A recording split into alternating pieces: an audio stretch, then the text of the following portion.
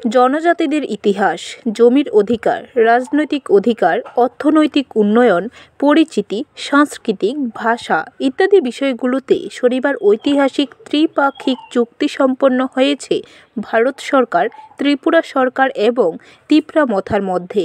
শনিবার এক সাংবাদিক সম্মেলনে রাজ্যের মুখ্যমন্ত্রী অধ্যাপক ডক্টর মানিক সাহা এই ঐতিহাসিক চুক্তির জন্য অভিনন্দন জানিয়েছেন দেশের প্রধানমন্ত্রী এবং কেন্দ্রীয় স্বরাষ্ট্রমন্ত্রীকে। মুখ্যমন্ত্রী অধ্যাপক ডক্টর মানিক সাহা বলেন, এই ঐতিহাসিক চুক্তির মাধ্যমে এক ত্রিপুরা শ্রেষ্ঠ ত্রিপুরা ও উন্নততর ত্রিপুরার পাশাপাশি বিবাদমুক্ত ত্রিপুরার দিকে আরও এক কদম অগ্রসর হয়েছে রাজ্য।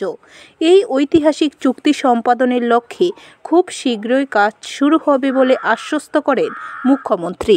একটা নতুন ইতিহাস সৃষ্টি হলো ত্রিপুরার ইতিহাসে তো বটেই, এবং এতগুলো চুক্তির মধ্যে আরেকটা উল্লেখযোগ্য চুক্তি আজকে ত্রিপুরামথার সাথে এই চুক্তি সম্পাদিত হয়েছে।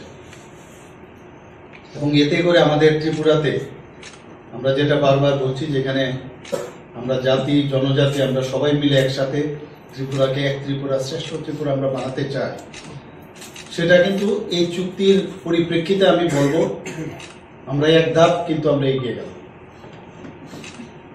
এবং আমরা বারবার বলছি যে যতক্ষণ ধরে শান্তি সম্প্রীতি না থাকবে কোনো অবস্থায় ডেভেলপমেন্টও হবে।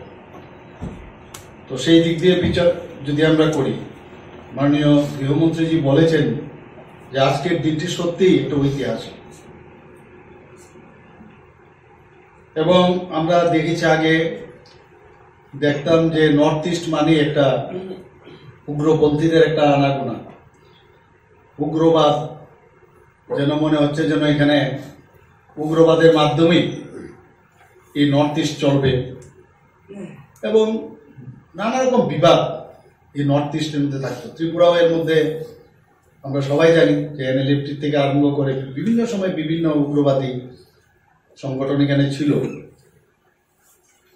এবং সেগুলোকে এখন হিংসামুক্ত বলুন, আজকে উগ্রবাদ মুক্ত বলুন, বিবাদ মুক্ত বলুন, সেটা কিন্তু মাননীয় প্রধানমন্ত্রীজির মার্গদর্শনে এবং আমাদের গৃহমন্ত্রীজির হস্তক্ষেপে সেটা সম্ভব হয়েছে।